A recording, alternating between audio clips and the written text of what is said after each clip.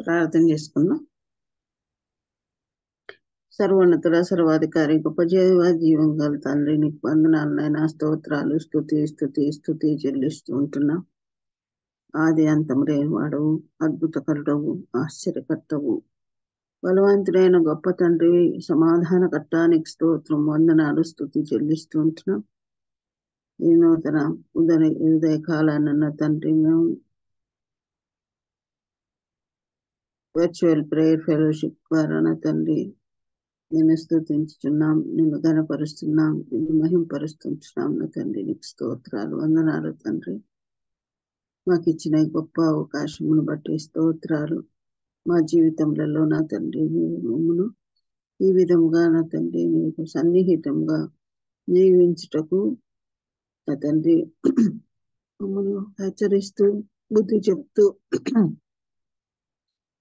మమ్మల్ని సరి చేస్తున్న విధానమును బట్టి నీకు వందనాలు, స్తోత్రాలు, స్తుతి చెల్లిస్తూ ఉంటున్నాను నా తండ్రి. చేరవచ్చిన ప్రతి బిడ్డను బట్టి నీకు వందనాలు, స్తోత్రాలు చెల్లిస్తూ ఉంటున్నా నా తండ్రి. ఇహలోక సంబంధంలో నా తండ్రి అనేకమైన శ్రమలు, కష్టములు, దుఃఖములు, వేదనలు నా తండ్రి, వాటిని అన్నింటినీ భరించటకు కావలసిన శక్తిని, నీ శక్తిని అనుగ్రహించండి, సహనమును అనుగ్రహించండి నాయన. నా ప్రభువా నా తండ్రి, ఈ శ్రమలన్నింటి వెనక మాకు ఎంతో ఆశీర్వాదం ఉందని గ్రహించి తెలుసుకొని ఓపికతో నా తండ్రి నీ యొక్క వాక్యమును నా తండ్రి మేము అనుసరించి నడుచుకున్న వారముగా ఉండునట్లు నీ పరిశుద్ధ ఆత్మశక్తిని మాలో ఉంచి నడిపించగలందులకై వేడుకుంటున్నాను నా తండ్రి. స్తోత్రాలు, స్తుతి చెల్లిస్తూ ఉంటున్నాం నా ప్రభువా. మరి ఈరోజు వాక్యం చెప్పబోచుంటున్నా డాక్టర్ సుజిత్ గారిని బట్టి నీకు వందనాలు, స్తోత్రాలు, స్తుతి చెల్లిస్తూ ఉంటున్నాను ఆయన. బిడకిచ్చిన నా తండ్రి నా ప్రభువా ఈ అవకాశమును బట్టి స్తోత్రాలు, స్తుతి. ఆయన ఈలో సంబంధమైన ఉద్యోగం చేత, పనుల చేత ఎంతో బిజీ ఉన్నప్పటికీ నా తండ్రి బిడ్డ నీ వాక్యం ద్వారా నీవు మాతో మాట్లాడుటకు నువ్వు చేసిన ఈ అవకాశమును బట్టి వందనాలు, స్తోత్రాలు, స్తుతి చెల్లిస్తూ ఉంటున్నాం. శిలువ చాటున బిడ్డను మరుగుపరచండి నాయన.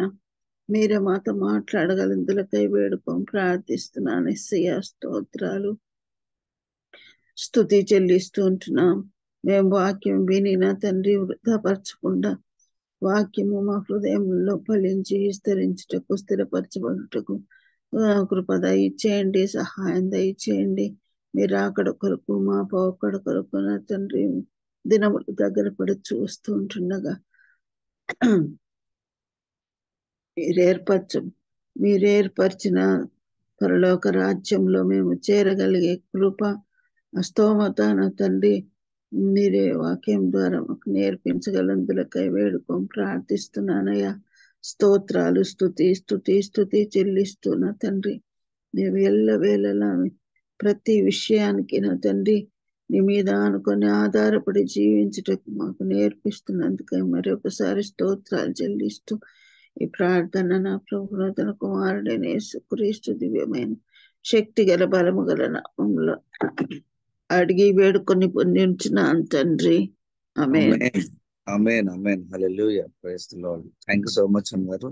స్వరూపన్న ప్లీజ్ అన్న. Thank you Johnson. ఇప్పుడు వచ్చిన పరిశుద్ధులందరికీ దేవుని నామంలో వందనాలండి. కొత్తగా జాయిన్ అయిన వారికి సహవాసం తరపున ప్రత్యేక ఆహ్వానం పలుకుతున్నాం. ఈరోజు మనకి వాక్యాన్ని అందించడానికి దైవానుచిత్తంగా ఏర్పరచబడినటువంటి డాక్టర్ గడ్డం శాంసన్ సుజిత్ అయ్య గారు మన అందరికీ సుపరిచితులేనండి. కొత్త వారి కోసం సభా మర్యాద కోసం చిరు పరిచయం, అయ్యగారిని పరిచయం చేయడం గౌరవంగా భావిస్తా ఉన్నాం. డాక్టర్ శాంసన్ సుజిత్ అయ్య గారు మెదడు మరియు వెన్నెముకు సంబంధించినటువంటి అనుభవజ్ఞులైన సర్జన్ గారండి. మరి అంతేకాకుండా వేదాంత విద్యను అభ్యసించినటువంటి దేవుని సేవకులు. సిఎంసి వెల్లూరులో ఉన్నత విద్యను అభ్యసించి ఆ సంస్థ నందు వైద్యునిగా అనేక సంవత్సరాలు సేవలు అందించారు. విద్యార్థిగాను వైద్యునిగాను డాక్టర్ సుజిత్ అయ్య గారు అనేక అత్యున్నత పురస్కారాలు అందుకున్నారు. వారు essential fear of the pilgrim అనే గ్రంథాన్ని కూడా రచించారు. ప్రపంచవ్యాప్తంగా వివిధ ప్రతిష్టాత్మక వైద్య సంస్థల ద్వారా వారు వైద్య సేవలు అందించి ప్రస్తుతం అయ్యగారు యూనికోపస్ హెల్త్ ఫౌండేషన్ డైరెక్టర్ గాను మరియు youth for truth ministries director గాను సేవలు అందిస్తా ఉన్నారు. అయ్యగారిని, అయ్యగారి కుటుంబాన్ని దేవుడు దీవించిన విధానాన్ని బట్టి దేవునికి వందనాలండి. వెల్కమ్ టు అయ్యగారు, ప్లీజ్ అండి డాక్టర్ గారు. గుడ్ మార్నింగ్ అండి. ప్రైజ్ లార్డ్ అయ్యగారు. Praise the lord. అందరికీ మన జీవం గల దేవుని నామంలో అందరికీ శుభములు. మరి ఈ మీటింగ్ నన్ను ఎంతో ప్రేమతో ఆహ్వానించినటువంటి మరి అయ్యగారికి, మరి జాన్సన్ గారికి, పెద్దలకి, మీ అందరికి కూడా నా యొక్క హృదయపూర్వక వందనాలు. బట్టి అవకాశం బట్టి దేవునికి వందనాలు చెల్లిస్తున్నాను. మరి మనందరం కూడా మరి కొత్త నిబంధన మరి మత్తయి సువార్త నుండి ఒక వాక్యం చదువుకొని చిన్న ప్రార్థన చేసుకున్నాను. మత్తయి సువార్త 23వ అధ్యాయము 2వ వచనం, 2-3 వచనాలు. మత్తయి సువార్త 23వ అధ్యాయము 2-3 వచనాలు. శాస్త్రులను పరిసయ్యులను మోషే పీఠమందు కూర్చుండు వారు కనుక వారు మీతో చెప్పు వాటినన్నిటినీ అనుసరించి గాయకొనుడి. అయినను వారి క్రియల చొప్పున చేయకుడి. వారు చెప్పుదురే కాని చేయరు. చిన్న ప్రార్థన చేసుకో. పరిశుద్ధుడైన తండ్రి దేవా, నాయన యొక్క ఉదయకాల సమయంలో మరి ఈ జూమ్ కూడిక ద్వారా ఉదయకాలపు ఆరాధనలో మేమందరం కూడా నీ సన్నిధిలో పాల్గొనడానికి మాకు ఇచ్చినటువంటి గొప్ప అవకాశాన్ని బట్టి నీకు స్తోత్రం. దేవ కూడా వచ్చిన ప్రతి బిడ్డను బట్టి నీకు స్తోత్రం. దేవుని స్తుతించడానికి, గణపరచడానికి ఇచ్చిన అవకాశాన్ని బట్టి నీకు వేలాది స్తోత్రములు. దేవా, మరి మా యొక్క శరీరాశులు, నేత్రాశులను, జీవపుడమ్మం నాయన పక్కకు పెట్టి నీ సన్నిధిలో కుదురుగా, భయముతో, వినయంతో కూర్చుని వాక్యం ధ్యానించినట్లుగా మమ్మల్ని నడిపించమని, పరిశుద్ధాత్మ దేవ వాక్యంలో ఉన్నటువంటి వెలుగులోనికి, సత్యంలోనికి, శక్తిలోనికి మమ్మల్ని నడిపించమని చిన్న ప్రార్థన రేటు అంగీకరించమని యేసునామం అడిగి పెట్టుకుంటున్నాం తండ్రి, ఆమేన్. మరి దేవుని యందు ప్రియమైనటువంటి మరి ఈ రోజు మనము ఏర్పరచుకున్నటువంటి యొక్క బైబిల్ పాఠం ఏదైతే ఉందో, మనం చదివినటువంటి వచనాలు గమనించినట్టయితే వారు చెప్పుదురే గాని చేయరు అని ఉంది. For they preach but do not practice. ఇది ప్రాక్టికల్ మెసేజ్. మరి ఈ రోజు దేవుని సన్నిధిలో మనల్ని మనం పరీక్షించుకుందాం. ఇక్కడ వారు చెప్పుదురే గాని చేయరు అని ఉంది. For they preach but do not practice అంటే ఇంకో రకంగా చెప్పాలంటే వారు చెప్పేవి చెప్తారు కానీ అది వారు చెప్పే విషయాలు వారు పాటించరు, లేకపోతే they do not walk the talk. మరి క్రైస్తవులుగా ఈ లోకంలో మనము దేవుడి గొప్ప ఆశీర్వాదాన్ని బట్టి క్రైస్తవులుగా పిలువబడుతున్నాము. క్రీస్తు నామాన్ని ధరించుకొని ఉన్నాము. మరి క్రైస్తవులైన మనము మరి క్రీస్తును ప్రకటించాలి. We proclaim or we profess the name of the living God Lord Jesus Christ. మరి ఎంతమంది మీ క్రీస్తును ప్రకటిస్తున్నాము? మరి క్రీస్తును ఎందుకు చాలా మంది ప్రకటించలేకపోతున్నారు? అలాంటి వారిని ఉద్దేశించి చెప్పబడినటువంటి మాటలు ఏంటంటే, ఇక్కడ వారు చెప్పుదురే కానీ చేయరు అని. అంటే క్రీస్తు నామాన్ని ధరించుకున్నారు కానీ క్రీస్తును ప్రకటించడం లేదు. క్రీస్తును ప్రకటించడం వారి యొక్క వ్యక్తిగత జీవితాలు కానివ్వండి, లేక కుటుంబంగా కానివ్వండి, మరి సంఘపరంగా కానివ్వండి, లేక వాళ్ళు పనిచేసే ఆఫీసులో అయినా సరే, మరి క్రీస్తును ఎందుకు ప్రకటించలేకపోతున్నారు, ఎందుకు వారు చెప్పేది చేయలేకపోతున్నారు అనే విషయాల్ని మనలను మనము పరీక్షిస్తూ మరి ధ్యానించుకుందాం. ఇది మనందరికి కూడా వర్తిస్తుంది. మనము మరి మన ఇళ్లలో, కుటుంబాల్లో, మరి సంఘంలో, మనం పనిచేసే దగ్గర మరి మన ప్రవర్తన లేకపోతే మన బిహేవియర్ ఎలా ఉంది అనేది గమనిద్దాం. ఎందుకంటే ఇప్పుడున్నటువంటి పరిస్థితుల్లో భారతదేశంలో ఎక్కువ మంది జనాభా యవనస్తులు, యంగ్ పీపుల్. దాంతో పాటు ఇప్పుడున్నటువంటి పరిస్థితుల్లో అన్ఎంప్లాయ్మెంట్ ఏదైతే ఎక్కువగా పెరుగుతుందో దాంట్లో కూడా ప్రపోర్షనేట్ గా మన క్రైస్తవులు ఉన్నారు. మరి లాయర్స్ కానీ లేకపోతే కౌన్సిలింగ్ ఆఫీసర్స్ ఉంటారు కదా గవర్నమెంట్ లో, పోలీస్ ఆఫీసర్స్, వాళ్ళని కొంతమంది కలిసినప్పుడు వాళ్ళు ఏమని చెప్తారంటే, డాక్టర్ శాంసన్ గారు ఈ మధ్య మా దగ్గరకు వస్తున్నటువంటి కేసెస్ లో విడాకుల కేసు కానివ్వండి, లేకపోతే ప్రాపర్టీ విషయంలో కానివ్వండి, వివిధ రకాలైనటువంటి కేసెస్ లో, లేకపోతే కౌన్సిలింగ్ విషయంలో కానివ్వండి, పిల్లల గురించి పెద్దలు మరి పెద్దల మధ్య వారి మధ్య ఉండేటటువంటి విషయాలను బట్టి కౌన్సిలింగ్ ఏదైతే మా దగ్గరకు వస్తున్నారో, సహాయం కోరి వస్తున్నారో, వాళ్ళు చాలా మంది క్రైస్తవులే ఉంటున్నారు, ఇంతకు ముందు అలా ఉండేది కాదు అని వారి ఎక్స్పీరియన్స్ బట్టి వారు షేర్ చేసుకున్న విషయాలు అన్నట్టు. అంటే క్రీస్తు నామాన్ని ధరించుకొని మనము క్రీస్తును ప్రకటిస్తున్నామా, లేక అరే క్రైస్తవులు ఇలానే ఉంటారు, క్రిస్టియన్స్ అంటే ఇంతే అని ఇతరులు చులకనగా చూసే విధంగా మనం జీవిస్తున్నామా? అంటే మనను బట్టి క్రీస్తు మీద వేరే వాళ్ళు నింద మోపుతున్నారా? ఎందుకంటే చాలా మంది లీడర్స్ వరల్డ్ లో చాలా మంది, ముఖ్యంగా ఉన్న భారతదేశంలో ఎక్కువగా మాట్లాడే మాట ఏంటంటే, మాకు క్రీస్తు అంటే ఇష్టం కానీ క్రైస్తవులు అంటే ఇష్టం లేదు, ఎందుకంటే వారి స్వభావము అలా ఉంటుంది అని. మరి మనము మన జీవితాల్లో ఎలా ఉంటున్నాము అనేది మనం పరీక్షించుకుందాం. అయితే ఇక్కడ క్రీస్తు యేసయ్య గారు చెప్పినటువంటి మాటలు ఇవి ఏంటంటే, వారు చెప్పుదరే గాని చేయరు అని. అంటే ఇది వారు శాస్త్రులను పరిచయులను ఉద్దేశించి చెప్పబడినటువంటి మాటలు. అయితే మరి మనము దీని ముందు అంటే మత్తయి సువార్త 23వ అధ్యాయం ముందున్నటువంటి 22వ అధ్యాయంలో చూసినట్టయితే అక్కడ ఏమవుతుందంటే, దేవుడు చాలా చక్కగా యేసయ్య గారు మరి తన దగ్గరికి వచ్చినటువంటి అక్కడ ఏమవుతుందంటే, సద్దూకయులను పరిసయ్యులను యేసయ్య దగ్గరికి వచ్చి యేసయ్య పరిచర్య చేస్తున్నప్పుడు ఎక్కువగా యేసయ్యని ప్రశ్నలు వేసినటువంటిది. యేసయ్యని ఇక్కడ వాక్యంలో 15వ వచనంలో ఏమంటుందంటే, 22వ అధ్యాయం 15వ వచనంలో ఆయనను చిక్కుపరచవలనని ఆలోచన చేయొచ్చు చాలా ప్రశ్నలు వేసినట్టుగా మనం చూస్తాం. దానికి యేసయ్య గారు జీవము గల వాక్యం నుండి చాలా చక్కగా వారికి జవాబు ఇచ్చినట్టుగా మనం చూస్తాం. అంటే వారు ఏ ప్రశ్నలు అయితే అడిగారో వాటికి కరెక్ట్ జవాబు ఇచ్చినట్టు ఇస్తూ వారిని సైలెన్స్ అంటే వారు ఇంకేం మాట్లాడలేక చేసినటువంటి పరిస్థితి. మరి సద్దూకయుల విషయంలో చూసినట్టయితే అక్కడ ఏమని ఉంటుందంటే, సద్దూకయులు పునరుద్ధానం గురించి విశ్వసించేటటువంటి వారు కారు.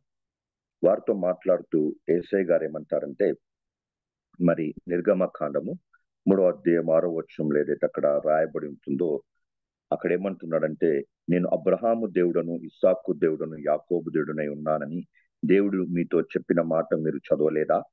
అది ఆయన సజీవులకే దేవుడు కానీ మృతులకు దేవుడు కాడని వారితో చెప్పాను. అంటే ఎంతో గొప్ప సమాధానం. అంటే మరి I'm the God of Abraham and God of Isaac and God of Jacob. నేను సజీవులకి అంటే ఐ వాజ్ అని చెప్పాల దేవుడు. నేను వారికి దేవుడై ఉండి ఉన్నాను అని చెప్పాల. వారికి దేవుడను ఐఆమ్ అంటే is the living God and is the God of the living people. అంటే పునరుద్ధానం ఉందని యేసయ్య గారు చాలా బలంగా గట్టిగా చెప్పినట్టుగా మనం చూస్తాం. అదేవిధంగా పరిచయలు వచ్చినప్పుడు వాళ్ళతో ఏమంటాడంటే, మరి క్రీస్తు ఎవరని అడిగినప్పుడు ఆయన దావీదు కుమారుడు అని చెప్తాడు. మరి అక్కడ 44వ వచనంలో దావీదు చెప్పినటువంటి మాటలు గుర్తు చేస్తూ, మరి దావీదు ఆయనని ప్రభు అని చెప్పినడలా ఆయన ఏలాగూ అతనికి కుమారుడగునని వారిని అడుగగా వారి దగ్గర జవాబు లేనట్టుగా మనం చూస్తాం. అంటే అప్పుడున్నటువంటి ఈ యొక్క రిలీజియస్ గ్రూప్స్ అంటే యేసయ్య పరిచయం చేస్తున్నప్పుడు అక్కడ యూదులో ఉన్నటువంటి ముఖ్యమైనటువంటి గ్రూప్స్ ఏవైతే ఉన్నాయో, రిలీజియస్ గ్రూప్స్ సెక్ట్స్ ఏవైతే ఉన్నాయో, శాస్త్రులు, పరిసయ్యులు, మరి సద్దూకయులు, వీరందరూ కూడా వారు నీతిమంతులమని నమ్మి వారు నీతిమంతులము, మేము ధర్మశాస్త్రంలో చెప్పినట్టుగా చేస్తున్నాము అని అనుకుంటూ మేము నీతిమంతులంగా ఉంటున్నామని అనుకుంటూ ఉండేటటువంటి జనాలు వారు.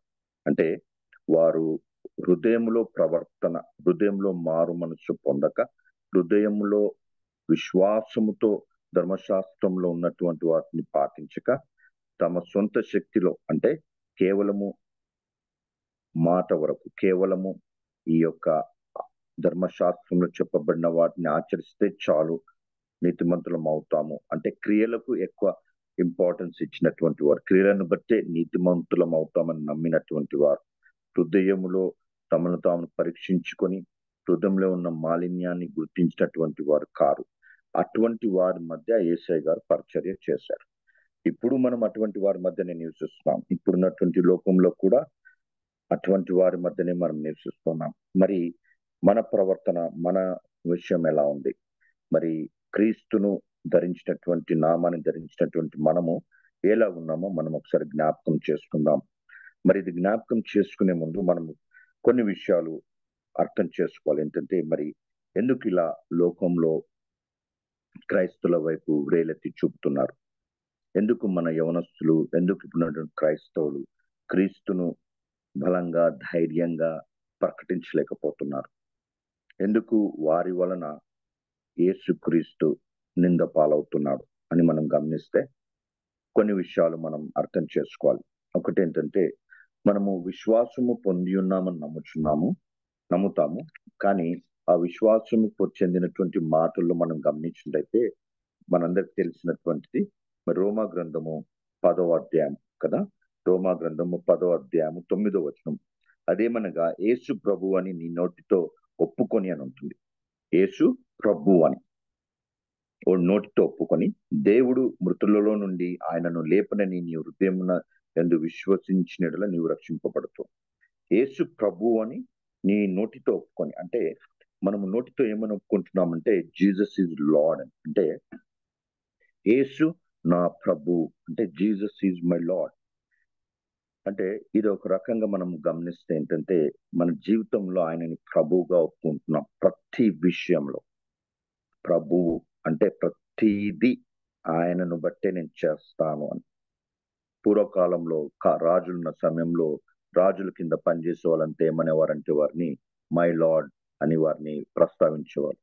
అంటే ఆ లార్డ్షిప్ ని, కింగ్ గా అంగీకరించి ఆ రాజు ఏది చెప్తే అది చేసేవారు. అంటే మనం క్రీస్తును ప్రభువుగా అంగీకరిస్తున్నాము అంటే క్రీస్తును we are accepting that he is going to be our authority. ఆయన అథారిటీకి మనం సబ్మిట్ అవుతున్నామని మనను సబ్మిట్ చేసుకోవడం. కానీ చాలాసార్లు మనం ఏం చేస్తామంటే మనము రక్షణ పొందామని నమ్ముతాము, కానీ ఇంకా క్రీస్తును ప్రభుగా ప్రతి విషయంలో అంగీకరించం. ఎందుకంటే మన జీవితంలో మనం గమనించినట్టయితే చాలా విషయాలు ఇంకా మన జీవితంలో మనమే ప్రభువుగా ఉన్నాం. చాలా విషయాలు మన జీవితంలో వివిధ విషయాలు గమనించినట్టయితే ఇంకా కొన్ని విషయాల్లో క్రైస్తవులుగా ఉన్న మనము కొన్ని విషయాల్లో ఇంకా మనమే ప్రభువుగా ఉండడానికి ప్రయత్నం చేస్తాం. అక్కడ క్రీస్తును యేసయ్యని ప్రభువుగా అంగీకరించాం. అప్పుడు ఏమవుతుందంటే మనం క్రీస్తును బలంగా ప్రకటించలేం. మనం చెప్పింది చెప్తాము, మనం చెప్తున్నాము కానీ చేయని వారంగా ఉన్నాం. We preach but we do not practise. రెండోది ఏంటంటే, మత్తయి సువార్త 7వ అధ్యాయము 14వ వచనం. అక్కడ యేసయ్య గారు చాలా స్పష్టంగా ఏమని చెప్పానంటే, జీవమునకు పోవు మార్గము ఇరుకుగా ఉంటుందని. అది కష్టంతో కూడుకున్నటువంటి మార్గం. అది సెలెక్ట్ చేసుకొని పోయేవారు కొందరే అని చాలా స్పష్టంగా చెప్పారు. మరి ఆ కొందరిలో మనం ఉన్నామా? మరి ఆ యొక్క ఇరుకైన మార్గం అని చాలా స్పష్టంగా ఉంది. మరి ఇరుకైన మార్గంలో కష్టాలు ఉంటాయని చాలా స్పష్టంగా ఉంది. కానీ మనం ఏం చేస్తామంటే ఆ ఇరుకైన మార్గం ఎన్నుకున్నామని ప్రకటిస్తాము, కానీ ఆ ఇరుకైన మార్గంలో ఇంకా కంఫర్ట్ ని, ఇంకా విశాలాన్ని కోరుకుంటాం. ఆ విషయాలను కోరుకుంటూనే జీవిస్తూ ఉంటాం. అది అబద్ధమైనటువంటి జీవితం. అది వేషధారణతో కూడుకున్నటువంటి జీవితం. మరి అదే 7వ అధ్యాయంలో యేసయ్య గారు ఇంకొక మాట అంటారు. ఏంటంటే, పనికి మాలిన చెట్టు మంచి పొలంలో ఫలింపనేరదు అని చాలా స్పష్టంగా చెప్తారు. అంటే ఒక చెట్టు దాని ఫలములను బట్టి గుర్తింపబడుతుంది. మరి యేసయ్యలో నేను ఉన్నాను, ఆయన ద్రాక్షవల్లి, నేను తీగనై ఉన్నాను, ఆయనలో నాటబడి ఉన్నాను అని మనం నమ్మితే మనం ఫలించే ద్రాక్షవల్లిగా ఉండాలి. మరి ఫలించే ద్రాక్షవల్లిగా ఉండకుండా ఉంటున్నామంటే అర్థం ఏంటంటే, మనము చెప్తున్నాం కానీ చేయడంలే. ఏదైతే మనం చెప్తున్నామో, ఏదైతే దేవుని వాక్యం మనం వింటూ చెప్తూ ఉన్నామో అది మనం చేయడంలే. కాబట్టి మనం అది చేయకుండా ఉంటే ఏమవుతుందంటే, ఫలింపకుండా ఉంటే మరి చేయని వారమై ఉంటాం. మరి అలాంటి పనికి మాలిన చెట్లుగా మనం ఉన్నామా? మనం ప్రశ్నించుకోవాలి. ఇంకోటి ఏంటంటే, యేసుని సొంత రక్షకుని అంగీకరించామని చెప్తాము, కానీ మన హృదయాల్లో ఇంకా అక్రమము, ఇంకా కాలుష్యము, ఇంకా ఏమంటాం కఠినత్వం ఉంటూ ఉంటుంది. అందుకోసం యేసయ్య గారు అటు వారి గురించి మత్తయి సువార్త 7వ అధ్యాయం 21వ వచనంలో ఏమంటున్నాడంటే, ప్రభువా ప్రభువా అని నన్ను పిలిచేవాడు పరలోక రాజ్యంలో ప్రతి ఒక్కరు ప్రవేశింపరు, ఎందుకంటే వారి హృదయాలు ఇంకా అక్రమంతో ఉన్నాయని చెప్తారు. వాళ్ళు దేవుని దగ్గరికి వచ్చి మేము దేవా మేము ఇన్ని గొప్ప కార్యాలు చేస్తాం కదా అంటారు, కానీ దేవుడు ఏమంటాడంటే అక్రమ అక్కడ చదువుదాం ఒకసారి 7వ అధ్యాయంలో చూసినట్టయితే, మత్తయి సువార్త మరి 7వ అధ్యాయంలో చూసినట్టయితే అక్కడ ఏమని రాయబడి ఉంటుందంటే, నేను మిమ్మల్ని ఎన్నడూ ఎరుగను, అక్రమము చేయవారులారా నా యొద్ద నుండి పొండని వారితో చెప్పుదును అంటే. అంటే మరి మన జీవితాల్లో మరి మనము దేవుని సన్నిధిలో ఎదుగుతూ ఉన్నప్పుడు మరి మనం ఏ రకంగా ఎదుగుతున్నాం?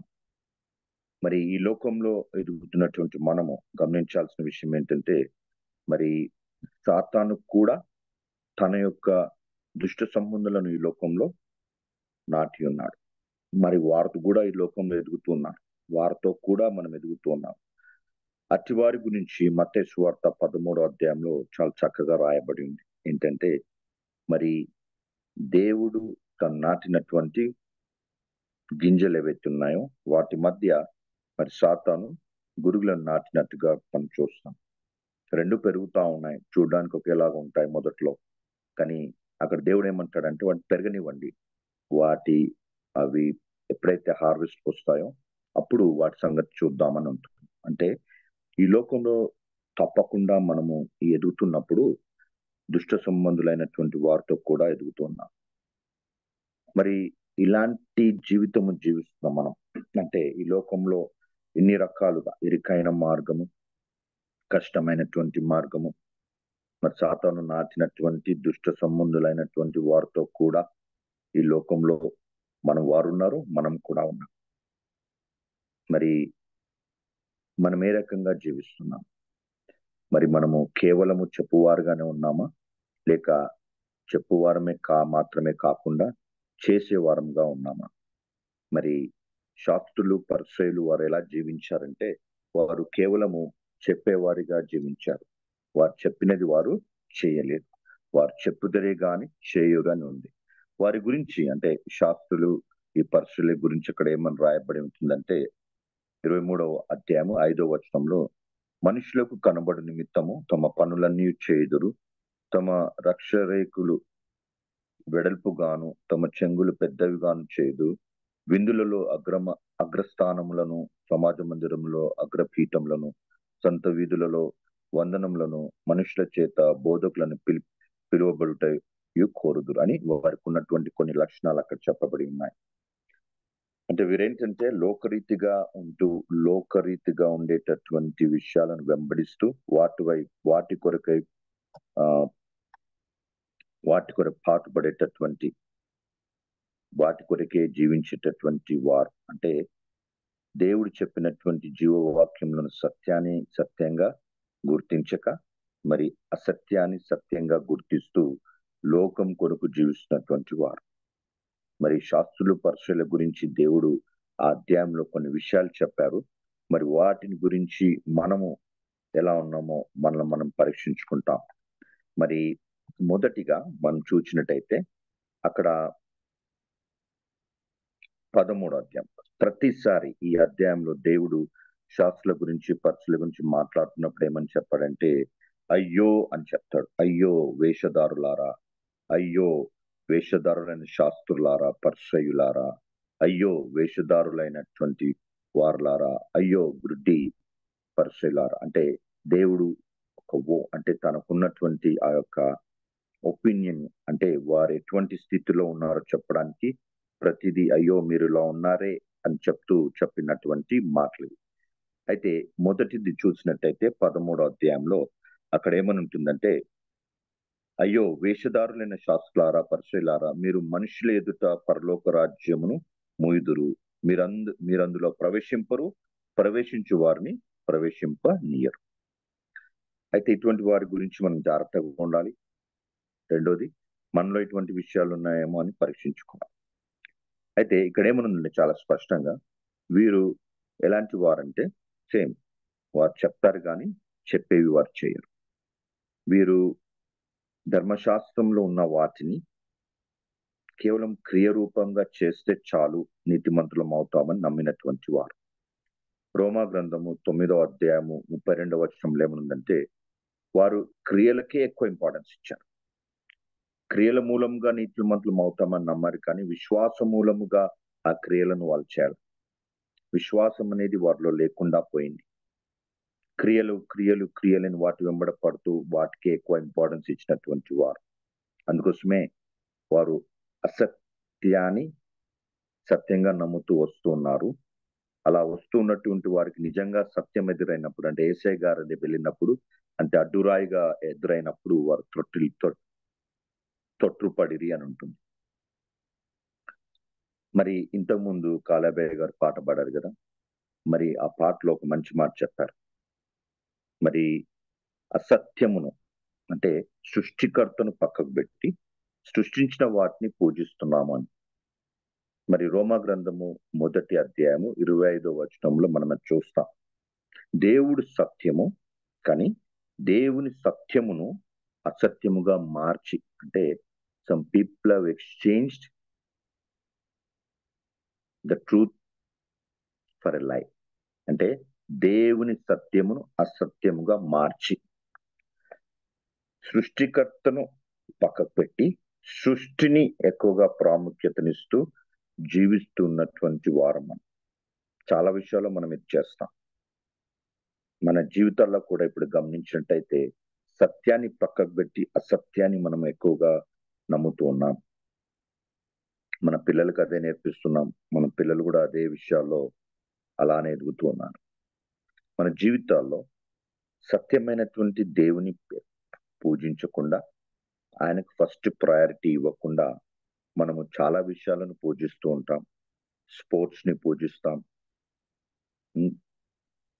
ప్రాపర్టీని పూజిస్తాం, హోదాను పూజిస్తాం, మరి ఇంకా చాలా విషయాలను మనం పూజిస్తూ ఉంటాం.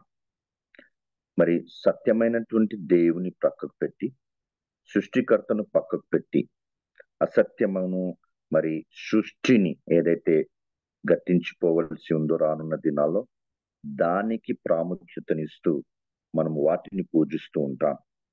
అందుకోసమే ఇక్కడ వీరి విషయం ఏమని చెప్పబడిందంటే, వీరు ప్రవేశింపరు, మరి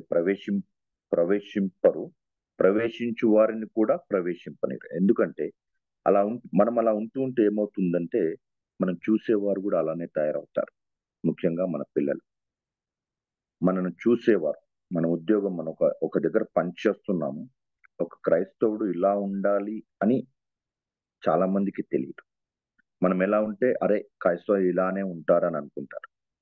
మరి మన ప్రవర్తనలో, మన యొక్క బిహేవియర్లో, మన యొక్క లైఫ్లో, మన యొక్క ఏదైతే లైఫ్ మన జీవితం జీవిస్తున్నామో, మనం అనుసరిస్తున్న పద్ధతులు ఏవైతే ఉన్నాయో వాటిలో వారు అరే వీరు క్రీస్తు కంటే లేక దేవుని కంటే, జీవముల దేవుని కంటే సృష్టిని ఎక్కువ పూజిస్తున్నారే అనే డౌట్ వాళ్ళకి వచ్చింది అనుకోండి, అప్పుడు వాళ్ళు జీవముల దేవుని ఎందుకు నమ్మాలి? వాళ్ళు కూడా అలానే చేస్తున్నారు. మరి అలాంటి వారిని కూడా మనము దేవుని వైపు త్రిప్పకుండా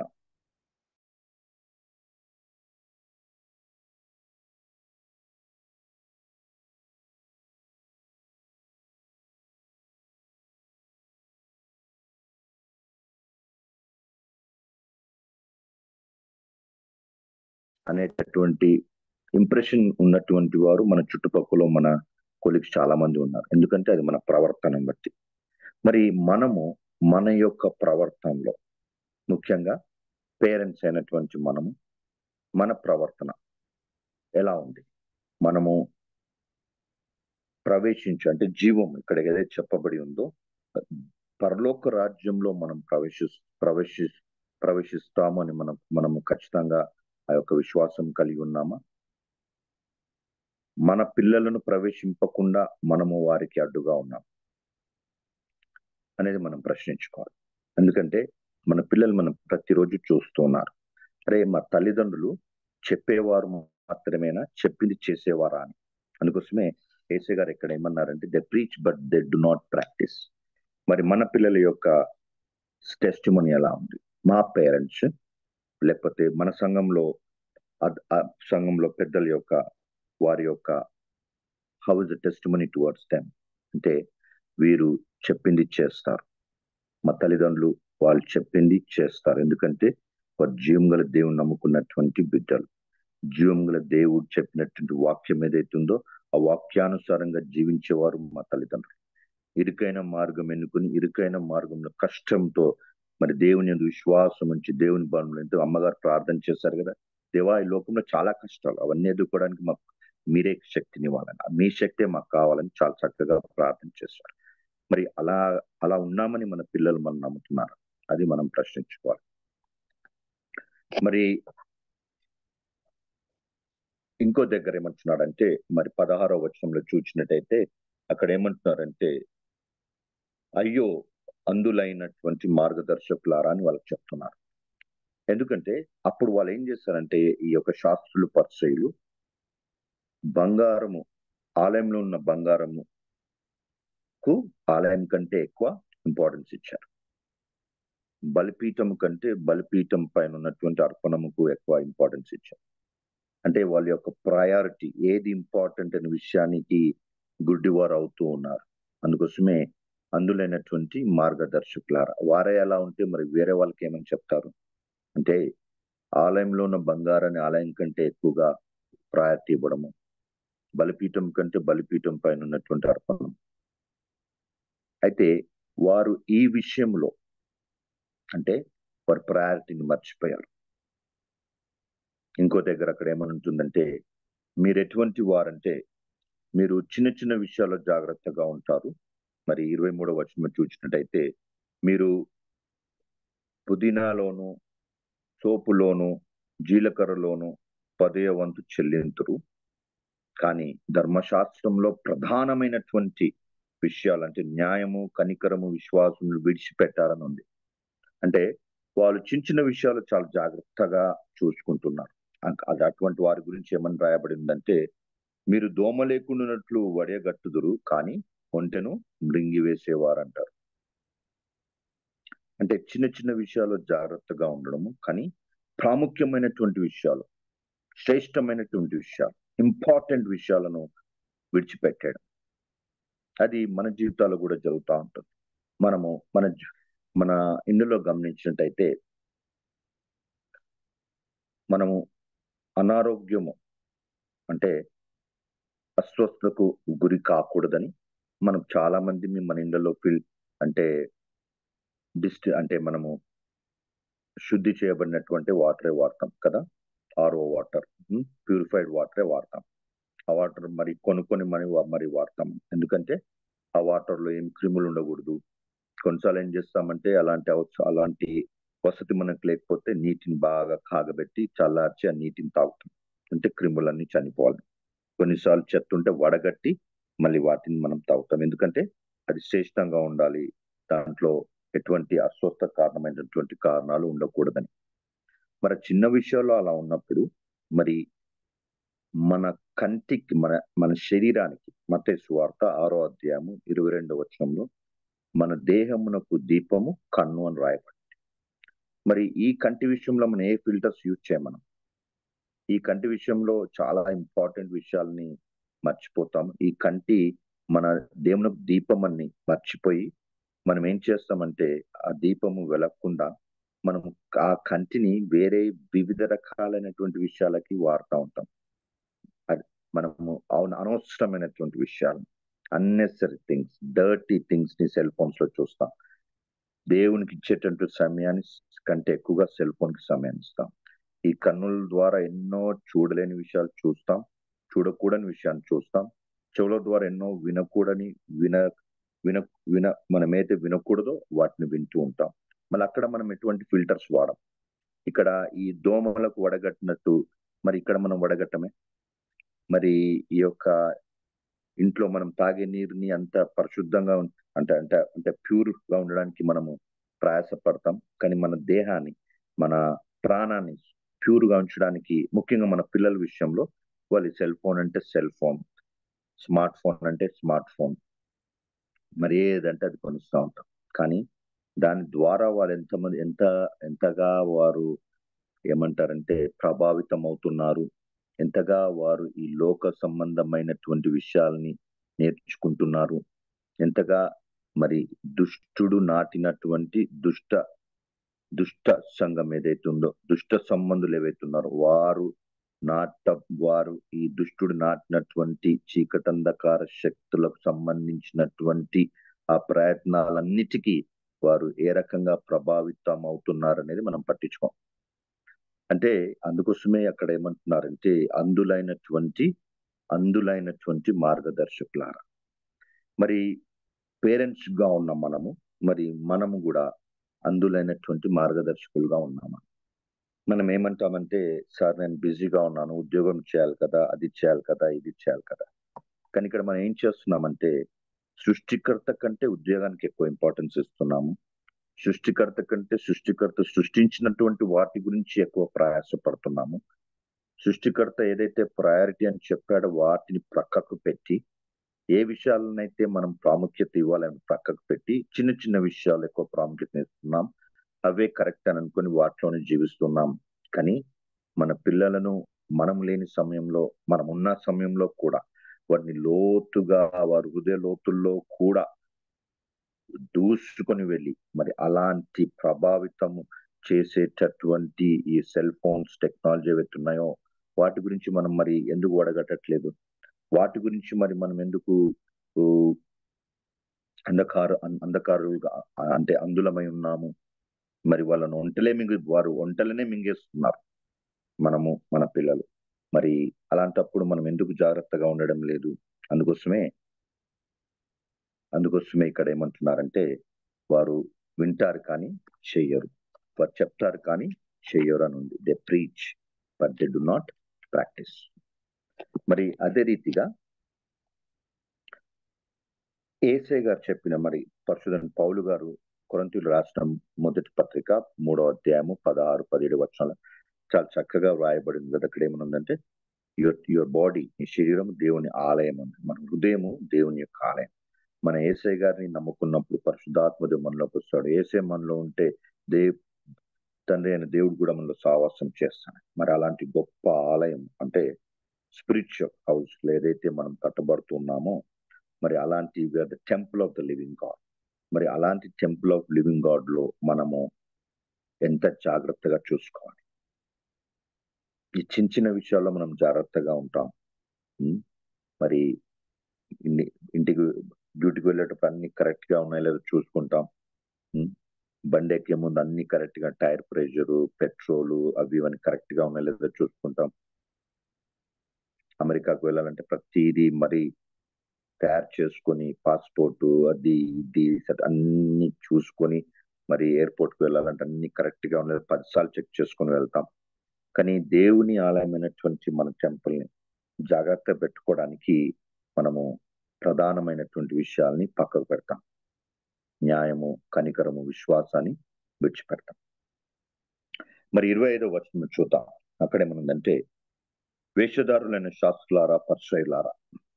వేషధారైనటువంటి శాస్త్రులారా, పరిసయ్యులారా, ముందు మీరు ఏదైతే పాత్రలు శుద్ధి చేస్తున్నారో పైన శుద్ధి చేస్తున్నారు, కానీ లోపల క్లీన్ చేయట్లేదని ఉంది. మరి అక్కడ ఏమని ఉంటుందంటే, మీరు పైకి బాగానే ఉన్నారు. ఇక్కడ ఏమని ఉంటుందంటే, మీరు గిన్నె లోపల, అయ్యో వేషధారులైన శాస్త్రులారా, పరిసయ్యులారా, మీరు గిన్నెను పళ్ళెంను వెలుపట శుద్ధి చేదురు, కానీ అవి లోపల దోపుతోనూ అజితేంద్రియత్వముతోనూ నిండి ఉన్నవి. But inside they are full of greed and self intelligence ఉంది. అందుకోసము మీరే గ్రుడ్డి పరిసయుడా, గిన్నెయు పళ్ళెంను వెలుపల శుద్ధి తగునట్లు ముందు వాటిని లోపల శుద్ధి చేయండి. అంటే you should cleanse your self from inside అన్నది. మన విషయాలు మన ఇంట్లో మన ఇళ్ళల్లో మనం చాలాసార్లు ఇదే చేస్తాం. బయటికి కనిపించడానికి అన్నిటినీ కవర్ చేస్తూ ఉంటాం. షెల్ఫ్ లో ఎలా లోపల ఎలా ఉన్నా పర్లేదు, అల్మారాలో లోపల ఎలా ఏ విషయాలు ఎలా ఉన్నా పర్లేదు, కానీ బయటికి మాత్రం కరెక్ట్గా కనిపించాలి. లోపల ఇంట్లో ఎన్ని విషయాలు ఉన్నా పర్లేదు, కానీ బయటికి మాత్రం చాలా చక్కగా కనిపించాలనేటువంటి ఉద్దేశం. కానీ అక్కడ మనము లోకరీతిగా ఉండడానికి, లోకంలో వాటి కొరకు ప్రయాసపడుతూ, లోకరీతిగా మెప్పు పొందాలని, లోకంలో మనుషులను మెప్పు పొందాలని ప్రయాసపడుతూ ఉంటాం.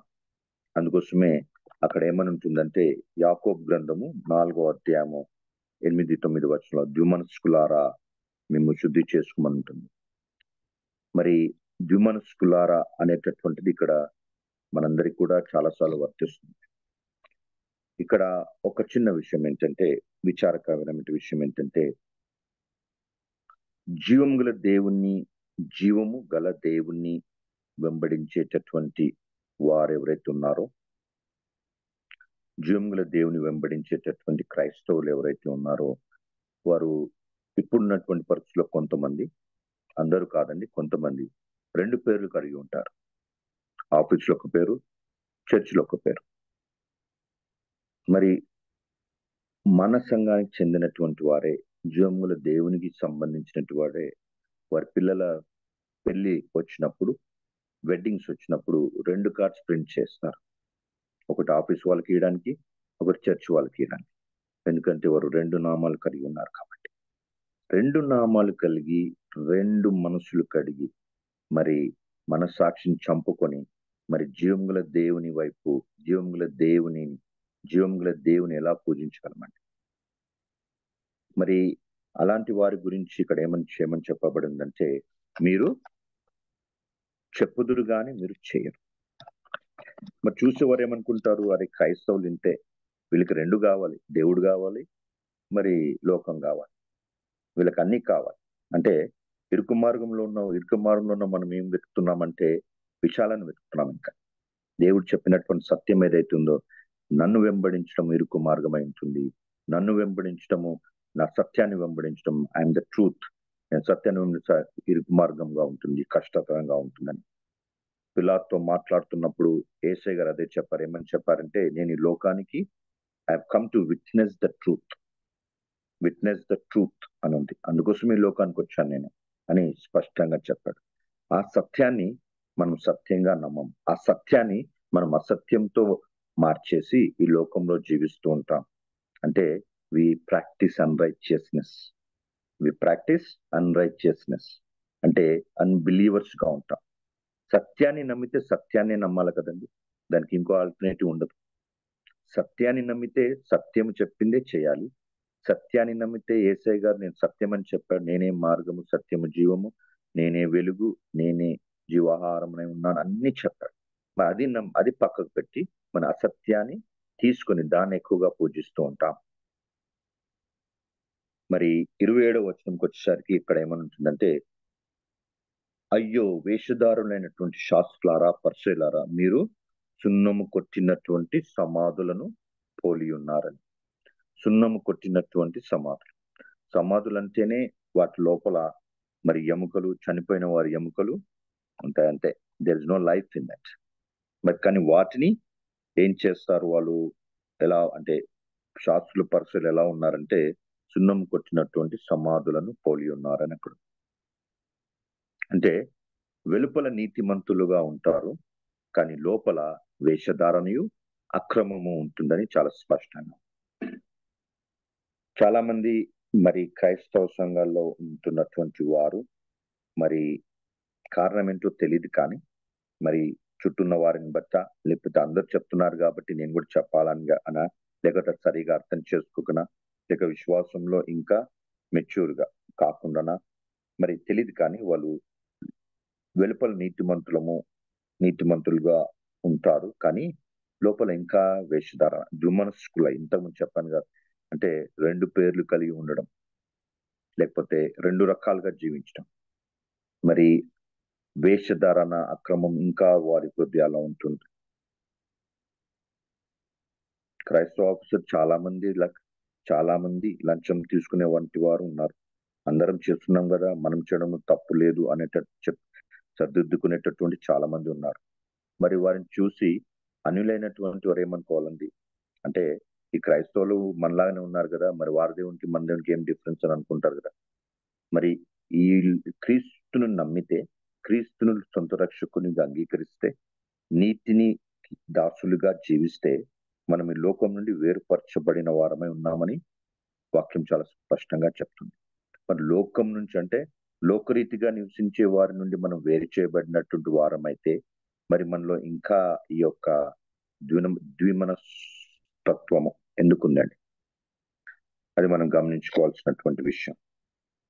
మరి మనకు కావాల్సింది ఏంటంటే లోపల నుండి పరిశుద్ధత. అందుకోసమే ఆ డీప్ క్లీన్సింగ్ ఎక్కడ ఉంటుందంటే యేసయ్య గారి రక్తంలో మాత్రమే. మరి అది మనందరికి తెలిసి ఏంటంటే యోహాను రాసినటువంటి మొదటి పత్రికలో మనం చూస్తాం. మనందరికి చాలాసార్లు మనం చదువుకున్నాం. యోహాను రాసినటువంటి మొదటి పత్రిక మొదటి అధ్యాయము మరి 7వ వచనం చూస్తే, అయితే ఆయన వెలుగులోనున్న ప్రకారము మనమును వెలుగులో నడిచినడలా మనము అన్యోన్య సావాసం గల వారమే ఉందుము. అప్పుడు ఆయన కుమారుడైన యేసు రక్తము ప్రతి పాపం నుండి మనలను పవిత్రులనుగా చేయును. మరి ఎఫెసీయులకు రాసిన పత్రిక మొదటి అధ్యాయము 7వ వచనం కూడా అదే చూస్తాం. Redemption, the blood of Christ that cleanses us from sins. మరి అది మనకు కావాల్సినటువంటి నిజమైనటువంటి లోపల నుండి ఉండేటటువంటి క్లెన్సింగ్, మరి డీప్ క్లెన్సింగ్.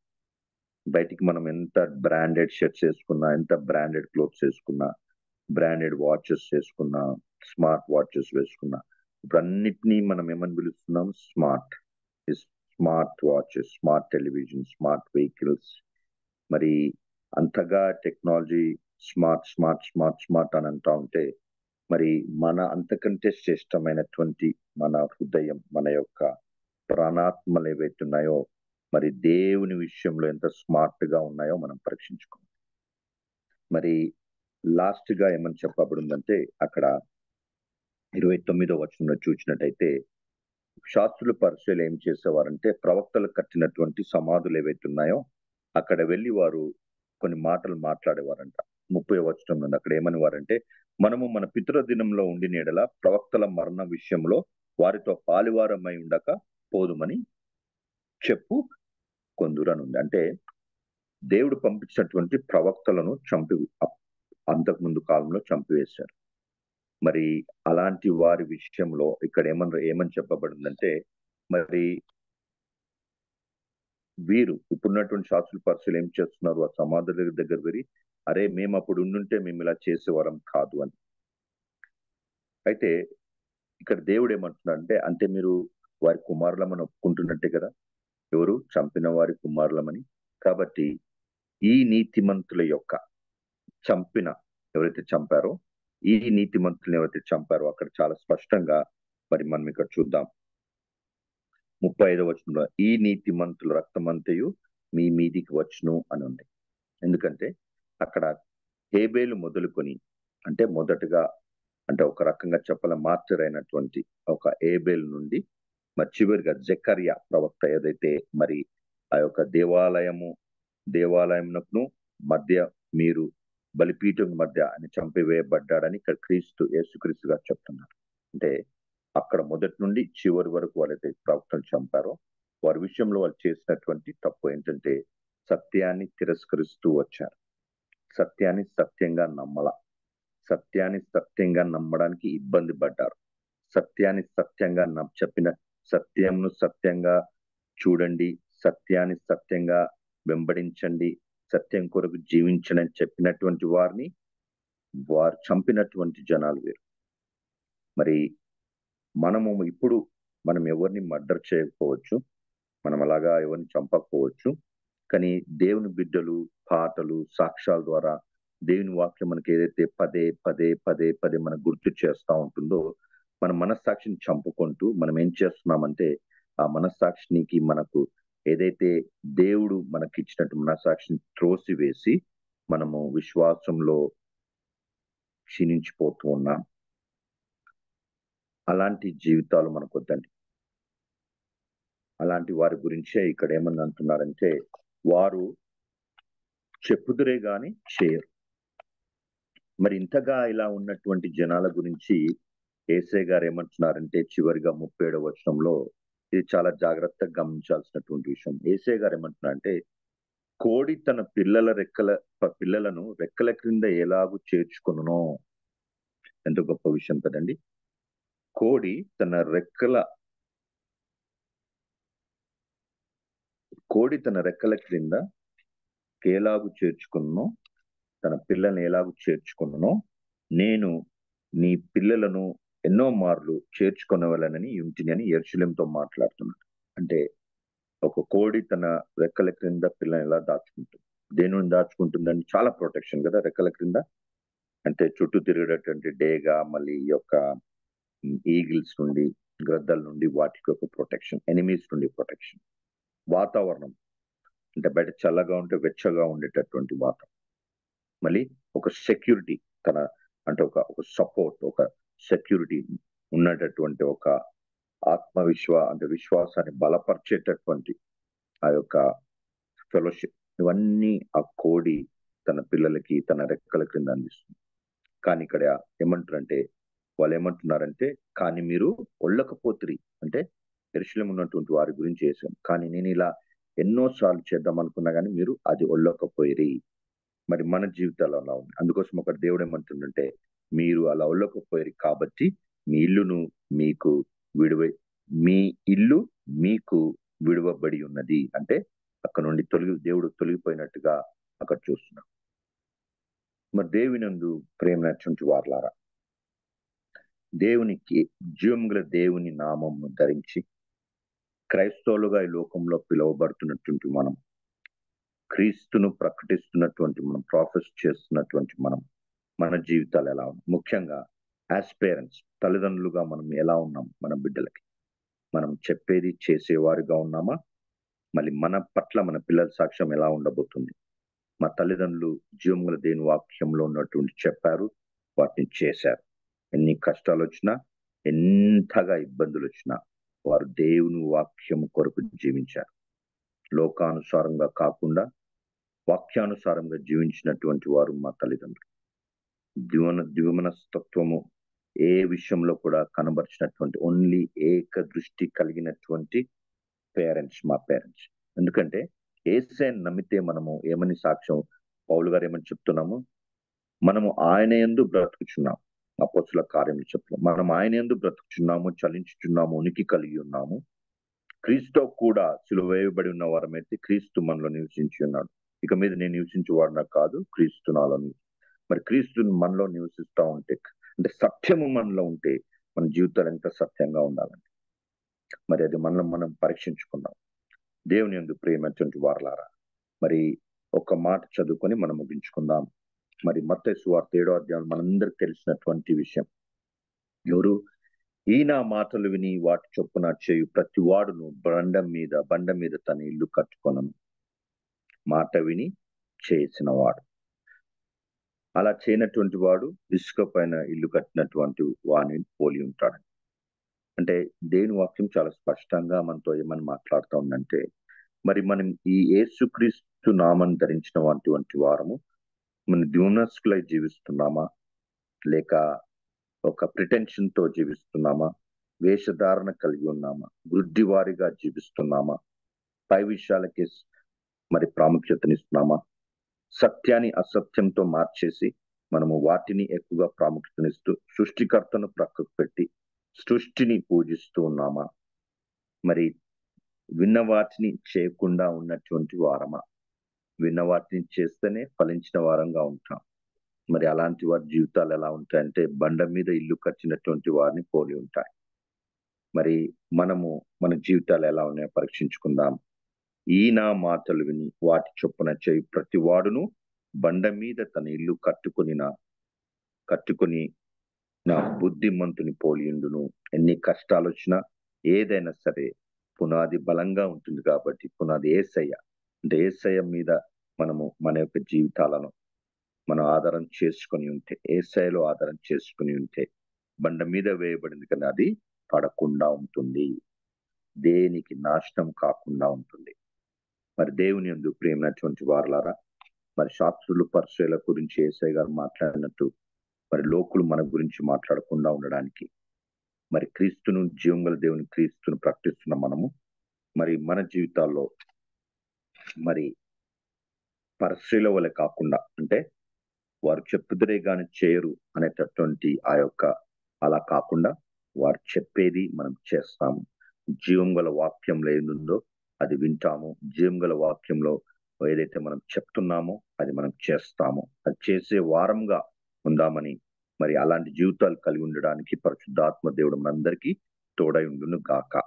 ఆమేన్. చిన్న ప్రార్థన ఈ యొక్క వాక్యం గురించే చేసి నేను ముగిస్తానండి. ప్రైజ్ ది లార్డ్ అందరికీ. పరిశుద్ధ తండ్రి దేవా, నాయన యొక్క ఉదయకాల సమయంలో సన్నిధిలో చేరి వాక్యాన్ని ధ్యానించడానికి ఇచ్చిన అవకాశం బట్టి స్తోత్రం. అవునాయన, మా జీవితాల్లో మేము నాయన సృష్టికర్తవు జీవం గల దేవుని మిమ్మల్ని పక్కకు పెట్టి నాయన ఎన్నో విషయాల్లో దేవా నేను ప్రభుగా ఇంకా అంగీకరించకుండా మేమే ప్రభువులుగా ఉంటూ మా జీవితాలను మేమే తీర్చిదిద్దుకోవాలనేటువంటి ఆ యొక్క ప్రయత్నంలో దేవా నీకు దూరం అవుతూ ఉన్నాం. ఆ ప్రయత్నంలో తండ్రి సృష్టినే ఇంకా పూజిస్తున్నాం ఎన్నో రకాలుగా. మా తప్పులను క్షమించి నాయన మరి చెప్పినది చేసేవారుగా ఈ లోకంలో ఉన్నట్లుగా మమ్మల్ని బలపరచమని చిన్న ప్రార్థన అంగీకరించమని యేసు నామం అడిగి వేడుకొంచున్నాం తండ్రి. Amen. Amen. Praise the lord అండి. Praise. Amen. Amen. Hallelujah. Praise the Lord. Thank you so much, sir, for the wonderful word. We are really immensely blessed, encouraged.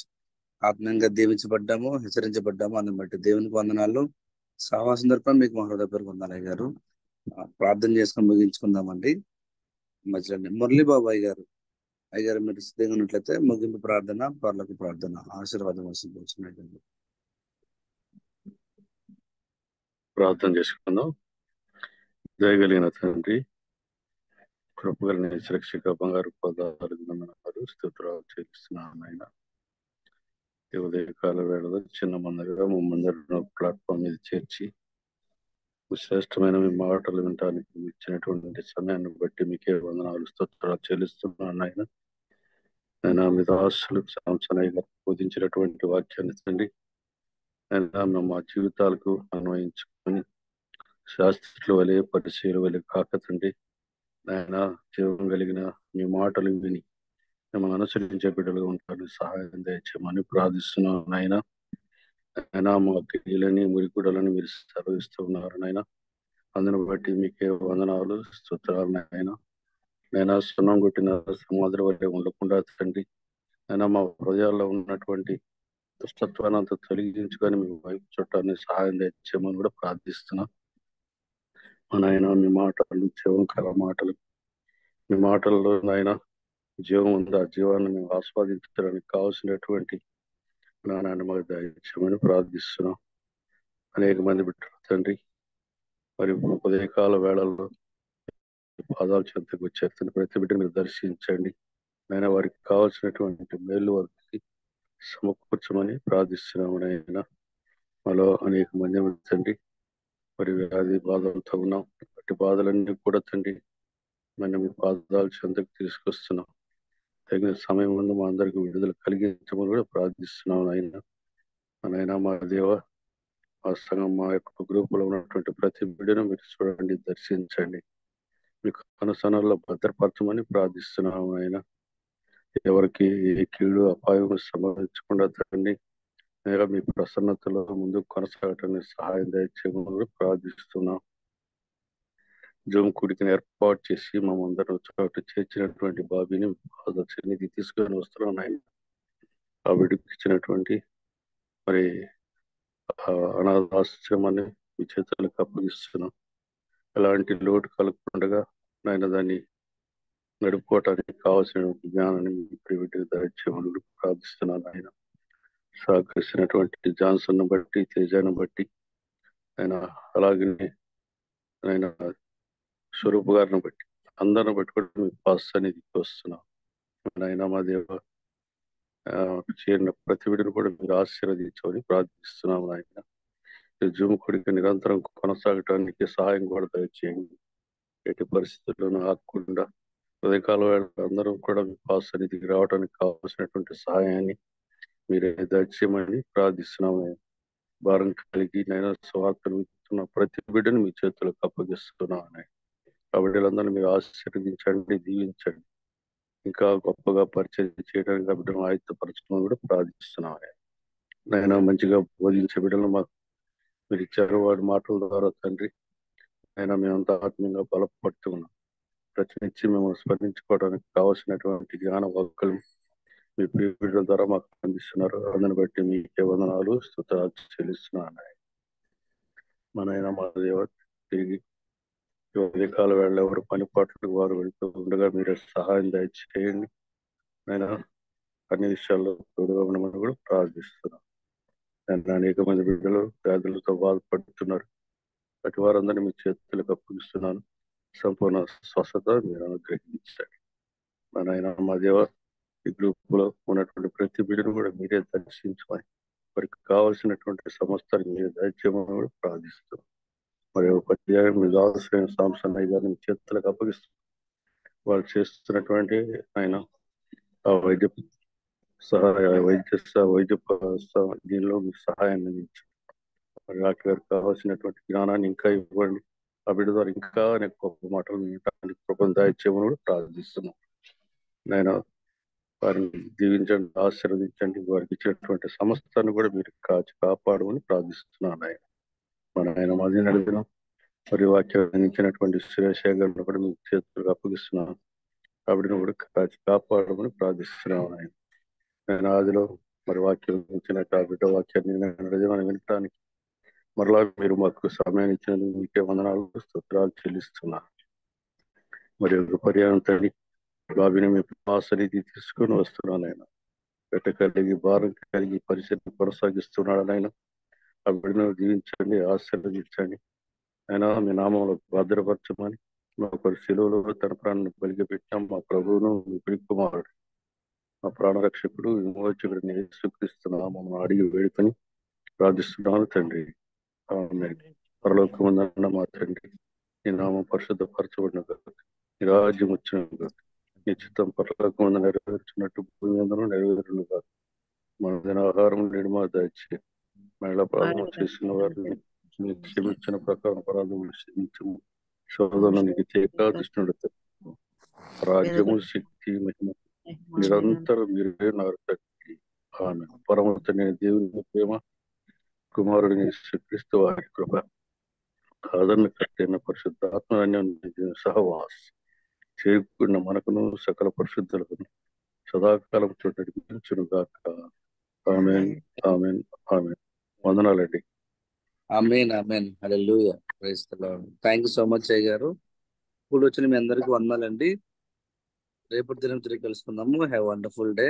ప్రతిరోజు సేమ్ లింక్ ద్వారా జాయిన్ అవ్వాల్సిన కోరుచున్నామండి. అందరికి వందనాలు. Praise the lord. Thank you.